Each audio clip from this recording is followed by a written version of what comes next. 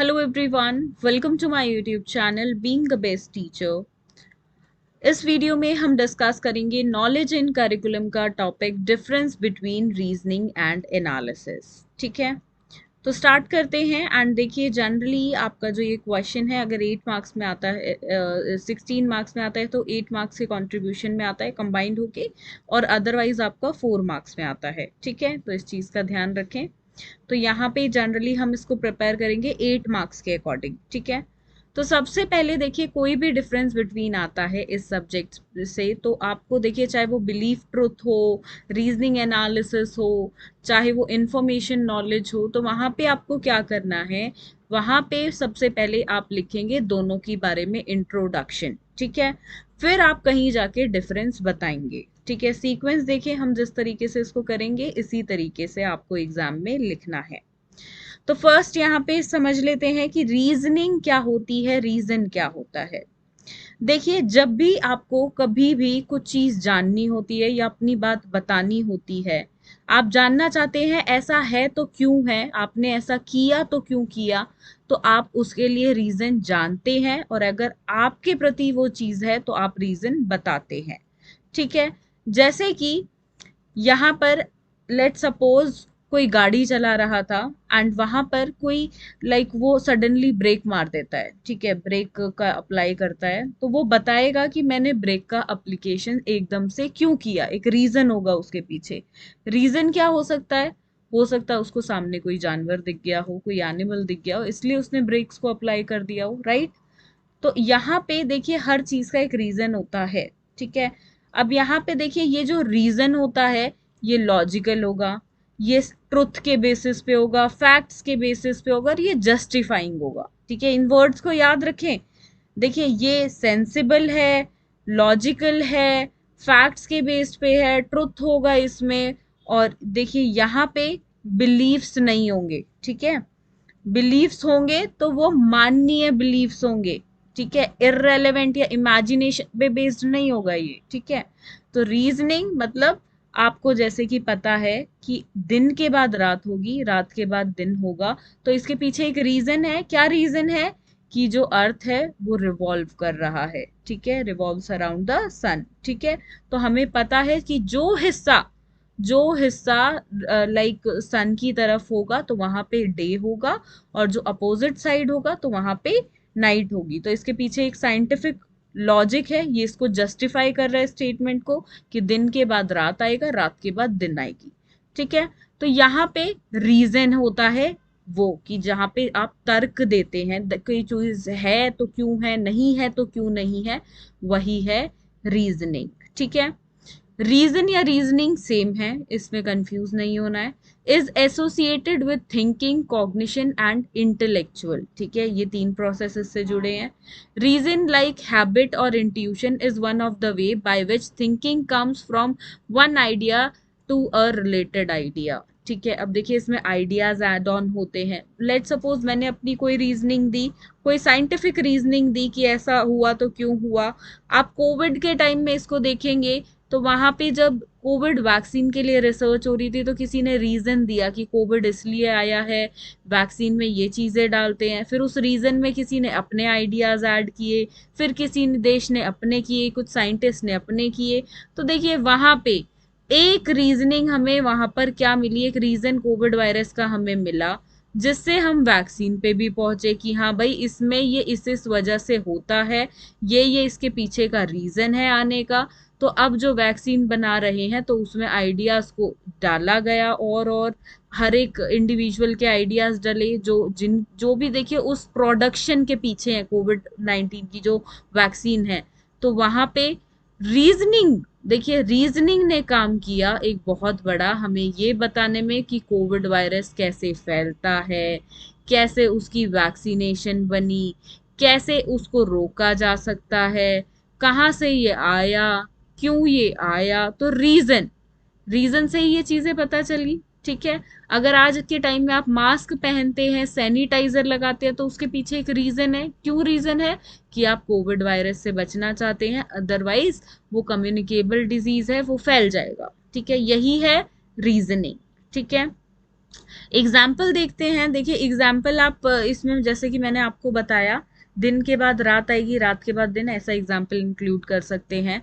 themselves to think about के cause and effect, truth and false and what is good और bad. देखिए reason ही आपको like rational beings बनाता है और समझाता है कि कॉज और इफेक्ट रिलेशनशिप क्या है, सच क्या है, झूठ क्या है। अगर आपको जैसे कि कोई बोलेगा कि आज तो रात होगी ही नहीं, आज तो 48 आवर्स के लिए या 24 घंटे के लिए दिन रहेगा, तो आप उसकी बात पे बिलीव नहीं करेंगे, क्योंकि उसके पास कोई रीजन उसके लिए नहीं होगा। तो ये रीजनिंग आपको बताती है कि कोई चीज सच है या झूठ है, ठीक है। एंड व्हाट इज गुड और बैड, और क्या सही है क्या नहीं है, क्या रीजन क्या है उसके पीछे की।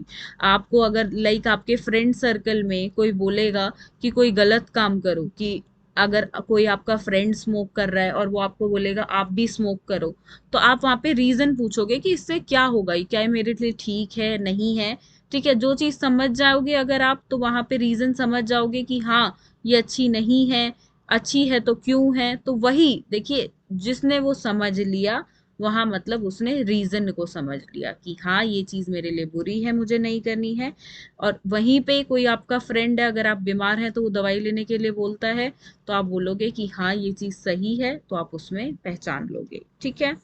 It is also closely identified with the ability to self-consciously change belief, attitude, traditions, and institution, and therefore with the capacity for freedom and self-determination.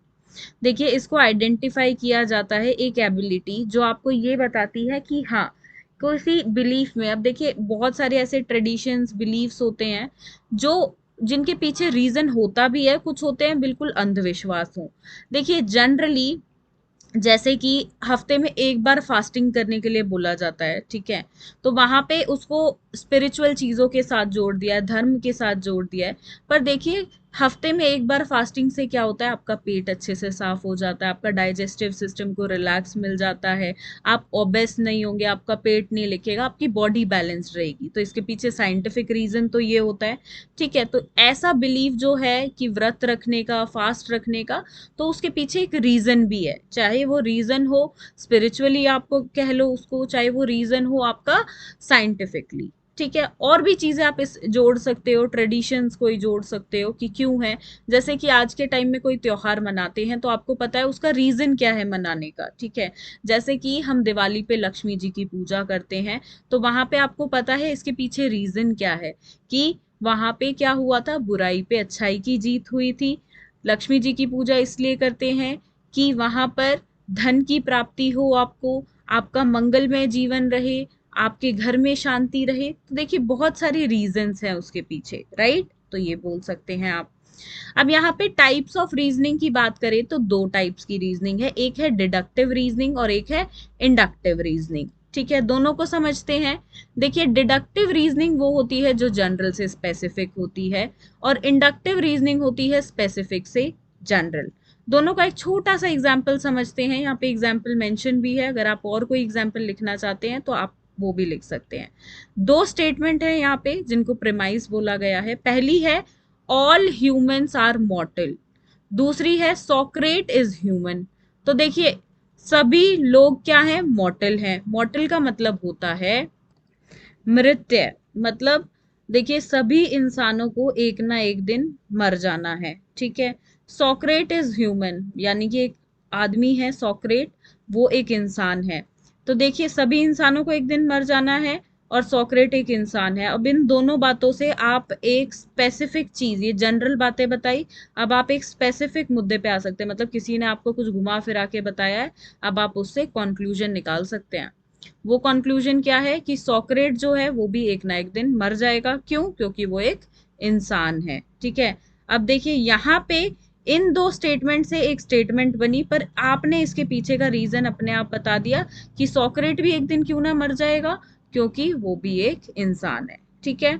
The reasoning in this argument is valid because there is no way in which the premise 1 and 2 could be true and the conclusion 3 can be false। मतलब पहले और दूसरे से हमें पता चल गया कि तीसरा तो गलत हो ही नहीं सकता। यही है डिडक्टिव रीजनिंग, जब आपने जनरल बातें बताई उससे स्पेसिफिक रीजनिंग अपने आप आ गई, ठीक है। अगला है इंडक्टिव रीजनिंग। इंडक्टिव रीजनिंग होती है स्पेसिफिक से जनरल। देखिए इसका उल्टा, जैसे कि यहाँ पे आप बता देते हैं कि सोक्रेट्स एक दिन मर जाएगा, ठीक है, फिर आप बताते हैं क्यों मर जाएगा, क्योंकि सभी इंसानों को मरना है और सोक्रेट भी एक इंसान है, ठीक है। तो मतलब कंक्लूजन एक तरह से ये स्टेटमेंट जो स्पेसिफिक है ये पहले बताई और फिर आप उसके बाद उसकी लाइक आप बता रहे हैं उसके बारे में जनरल चीज, ठीक है। देखिए अगर थोड़ा सा आप इसको और बेहतर समझेंगे तो एक है आपका, ये हो गया आपका देखिए थ्योरी से एग्जाम्पल्स, और ये आपका हो गया एग्जाम्पल से थ्योरी की तरफ। आप अपना कोई भी ग्रामर का टॉपिक से इसको समझो, जैसे कि आपकी टीचर स्कूल में पढ़ाती थी व्याकरण का कोई टॉपिक, जैसे कि संज्ञा या नाउन पढ़ाया जाता था आपको, तो वहां पे पहले आपकी टीचर एग्जाम्पल देती थी, फिर आपको बताती थी कि ये इस इसको हम नाउन बोलते हैं, पहले बहुत सारे नाम बताएगी चीजों के, इंसानों के, जानवरों के, फिर उनको बताएगी कि भाई ये जो चीजें मैंने बताई है ये सभी नाम है और इन सबको हम संज्ञा कहते हैं, इन सबको हम नाउन कहते हैं, राइट। तो वो आ गया इंडक्टिव रीजनिंग के अंदर। अगर आपकी टीचर कुछ इस तरीके से बताती है कि जितने भी नाम होते हैं उनको हम संज्ञा कहते हैं, ऑल नेम्स जो भी होते हैं चाहे वो नेम प्लेस एनिमल थिंग किसी के भी हो, तो उनको क्या बोलते हैं, उनको हम बोलते हैं नाउन, ठीक है। फिर वो एग्जाम्पल दे रही है कुछ इंसानों के नाम के, कुछ जानवरों के नाम के, कुछ चीजों के नाम के, तो वो हो जाएगा general to specific. I hope आपको अब रीजनिंग क्लियर होगा कि रीजनिंग क्या होता है। देखिए बहुत आसान है अगर आप अच्छे से इसको समझते हैं तो। आगे चलते हैं, अब एनालिसिस को समझते हैं। देखिए जब भी कुछ आप अपनी लाइफ में करने वाले होते हैं, लाइक सपोज आप सोचिए आप एक घर लेने वाले हैं, ठीक है, तो आप एनालाइज करते हैं चीजों को कि भाई मैं ऐसा घर लूंगा, मैं वैसा घर लूंगा, मैं ऐसी सोसाइटी में लूंगा, मैं इस तरीके से उसको सजाऊंगा, आप एनालाइज कर लेते हैं, मतलब मन ही मन उसका एक स्ट्रक्चर बना लेते हैं, एक अंडरस्टैंडिंग अपने दिमाग में बना लेते हैं, बहुत क्लियर अंडरस्टैंडिंग आप दिमाग में बना लेते हैं, ठीक है। तो यहाँ पे देखिए अगर किसी की शादी होने वाली है तो वो भी ऐसे करते हैं कि मैं ये पहनूंगा, ये सब होगा, ये गाना बजवाऊंगा एंड ये सब चीजें रखूंगा, ऐसे फोटो खिंचवाऊंगा, तो एनालाइज कर लेते हैं वो भी सिचुएशन को, वहां पे ये करूंगा वो करूंगा, ठीक है। वही है एनालाइजिंग, ये थोड़ा जनरल वे में हो गया, आप इसको पढ़ते हैं और डीपली समझते हैं, ये मैंने सिर्फ आपको ओवरव्यू दिया है, ठीक है। Analysis is the process of breaking a complex topic or substance into smaller parts in order to gain a better understanding of it. जब आप एक कॉम्प्लेक्स टॉपिक को, एक जटिल चीज को जो उलझी हुई है, उसको छोटे छोटे पीसेस में डिवाइड कर देते हो ताकि उसको आसानी से समझा जा सके, वही है analysis. It is a process of breaking down something into some parts and to learn what they do and how they relate to one another, ठीक है। The technique has been applied in study of mathematics and logic since before Aristotle, though analysis a formal concept is a relatively recent development, ठीक है। ये देखिए analysis जो है वो काम तो बहुत पहले से कर रहा है, लेकिन फॉर्मली इसको लाइक कॉन्सेप्ट बाद में बनाया गया, ठीक है, वर्क पहले से ही कर रहा है। जैसे कि आप मैथमेटिक्स में देखोगे, देखिए एजुकेशनल एग्जाम्पल लेने बहुत ज़रूरी है क्योंकि आप बीएड का कोर्स कर रहे हो तो एजुकेशनल एग्जाम्पल ही लिखोगे। तो देखिए मैथमेटिक्स में आप देखते हो, आपको अगर आपकी टीचर अलजेब्रा पढ़ाती है तो एक ही चैप्टर में नहीं पढ़ा देगी, आपको वहां पे क्या होता है, एनालाइज करवाया जाता है, धीरे धीरे क्या करा जाता है, आपका जो मुश्किल एक कॉम्प्लेक्स टॉपिक है उसको टुकड़ों में, स्मॉलर स्मॉलर टुकड़ों में बांट दिया जाता है ताकि एकदम से बच्चा घबरा ना जाए कि भाई ये मुझे मैडम ने क्या दे दिया है करने के लिए, ठीक है। वहां पे छोटे छोटे उसमें बांट दिया कि थोड़ा थोड़ा डिफिकल्टी लेवल, थोड़े थोड़े कॉन्सेप्ट आप करो, ठीक है। तो यहाँ पे ये आपका हो जाता है एनालाइजेशन, ठीक है। आगे पढ़ते हैं और अच्छे से टॉपिक आपको क्लियर होगा। टाइप्स ऑफ एनालिसिस, दो टाइप्स हैं, क्वालिटेटिव और क्वांटिटेटिव। देखिए इजी वे में मैं आपको बताती हूँ, क्वालिटेटिव वो हो गए जब आप किसी की क्वालिटीज देखे उनके बारे में एनालाइज करते हो। लेट सपोज आपने किसी इंसान की क्वालिटीज देखी कि ये सच बोलता है, ये अच्छा है, ये अच्छे से बात करता है, तो आपने उसकी क्वालिटी को एनालाइज किया, ठीक है। वहीं पे आप किसी की क्वांटिटी एनालाइज करते हो तो वहां पे आप देखोगे कि भाई इसके पास ज्यादा पैसा है तो मुझे इससे बना के रखनी चाहिए, ठीक है। वहाँ पे आपने देखा ये ज़्यादा पावरफुल है, इसके पॉलिटिकल कॉन्टैक्ट्स हैं, तो आपने वो सिचुएशन को एनालाइज किया, ठीक है, फिर अपने फ़ायदा या नुकसान उसी तरीके से सोचा। तो यही है क्वालिटेटिव एनालिसिस और quantitative analysis. So quantitative analysis के बारे में पढ़ लेते हैं। It is concerned with which components are in a given sample और कंपाउंड। क्वांटिटेटिव एनालिसिस की बात करें तो it is to determine the quantity of individual component present in a given sample और कंपाउंड। ठीक है, तो यहाँ पे देखिए थोड़ा सा जनरल वे में इसके बारे में लिखा हुआ है, अदरवाइज अगर आप इन शब्दों में नहीं लिखना चाहते हैं तो अपने शब्दों में भी बिल्कुल लिख सकते हैं। तो देखिए यहाँ पे ये बात रही, हमने रीजनिंग किया, रीजनिंग के टाइप्स करे, एनालिसिस किया और एनालिसिस के टाइप्स किए। इसके लिए भी आप एक फ्लो चार्ट स्टार्टिंग में यहाँ पे बना दे। ठीक है, अब चलते हैं इनका डिफरेंस देखते हैं कि रीजनिंग और एनालिसिस के बीच में डिफरेंस क्या है। ठीक है, तो देखिए reasoning is the process of thinking about something in a logical way in order to form a conclusion और जजमेंट और डिसीजन। तो रीजनिंग क्या है, एक ऐसा प्रोसेस है जिसमें सोच विचार है, तर्क है, बेसिकली क्या है उसमें, एक साइंटिफिक रीजनिंग है कि हाँ कोई चीज है तो क्यों है, वाई, हाउ, ये क्वेश्चंस के आंसर यहाँ पे आपको मिलते हैं, जिससे आप कहाँ पे पहुंचते हैं, एक चीज के कंक्लूजन, जजमेंट या डिसीजन पर पहुंचते हैं। ठीक है, आपको वहां पे देखिए कोई भी कुछ भी कहेगा तो आपको उसका वाई, हाउ, व्हाट ये सब मिलता है, तो मतलब रीजनिंग है, बेसिकली वाई मिलेगा, क्यों। ठीक है, जैसे कि एग्जाम्पल किया था कि रात होती है तो क्यों होती है, रात के बाद सवेरा होता है तो क्यों होता है। ठीक है, अगला है एनालिसिस। यहाँ पे तो एनालिसिस का देख लेते हैं।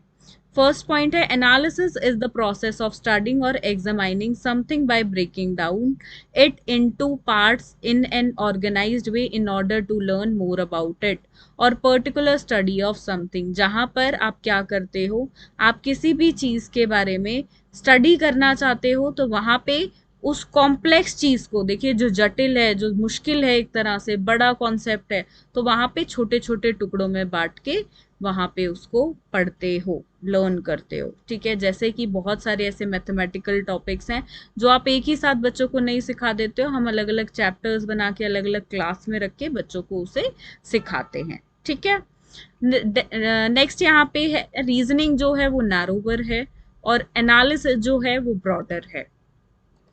देखिए रीजनिंग को नैरोवर क्यों कहा गया है, अगर आप किसी को वाई पूछेंगे तो वाई आपका लिमिटेड होगा कहीं ना कहीं। ठीक है, एनालाइज तो आप देखिए जितना मर्जी कर लो, जितना चाहो आप उतना एनालाइज कर सकते हो। आप लाइक उसके पीछे एनालाइजेशन बताना चाहते हो, जैसे कि अगर कोई मर्डर हुआ है तो वहां पे देखिए जनरली क्या होता है, उस मर्डर सीन पे लाइक पुलिस जाती है, सीन को रिक्रिएट करती है और फिर एनालाइज करने की कोशिश करती है कि भाई ये मर्डर हुआ था उस वक्त यहाँ क्या हुआ होगा। ठीक है, एनालाइज करती है सिचुएशन को। ठीक है, तो वहां पे एनालाइजेशन में कुछ भी हो सकता है, वो एनालाइजेशन 70 तरह के बना सकते हैं। लेकिन रीजनिंग, जैसे कि पूछा गया कि वहां क्या हुआ था, अगर पता हो कि ये इस वजह से हुआ था, वाई आपको एक ही मिला था कि मर्डर इसलिए हुआ, क्यों हुआ, क्योंकि जो लाइक जो इंसान था उसने कुछ गलत काम किया था। ठीक है, तो सामने वाले ने मर्डर कर दिया हो तो वाई आपको एक ही मिलेगा बेसिकली। ठीक है, तो देखिए यहाँ पे एग्जांपल आप डाल सकते हैं कि जो मर्डर केस को इन्वेस्टिगेशन करती है पुलिस, तो वहां पे पुलिस क्या यूज करती है, एनालाइजेशन करती है। ठीक है, रीजनिंग में आप डाल सकते हैं जैसे कि दिन के बाद रात आती है, रात के बाद दिन आता है, तो क्या होता है वहां पे एक रीजन है कि क्या है रीजन, कि जो भी साइड अर्थ की सन के लाइक फेस टूवर्ड्स होगा, जिसका जो साइड फेस उसका होगा सन के सामने, तो वो होगा वहां पे उजाला होगा और अदर हाफ में नाइट होगी। ठीक है, तो एक रीजन है यहाँ पे, वाई मिलता है आपको, क्यों।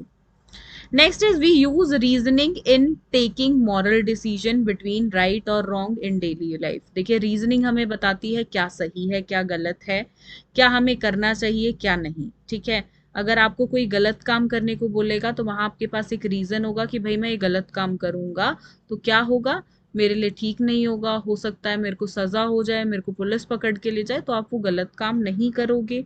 ठीक है, वहीं पे आप सही काम करोगे क्योंकि आप एक अच्छे इंडिविजुअल, एक सभ्य इंसान बनना चाहते हो। ठीक है, Next is we use analysis in order to make systematic examination and evaluation of data information by breaking down into components.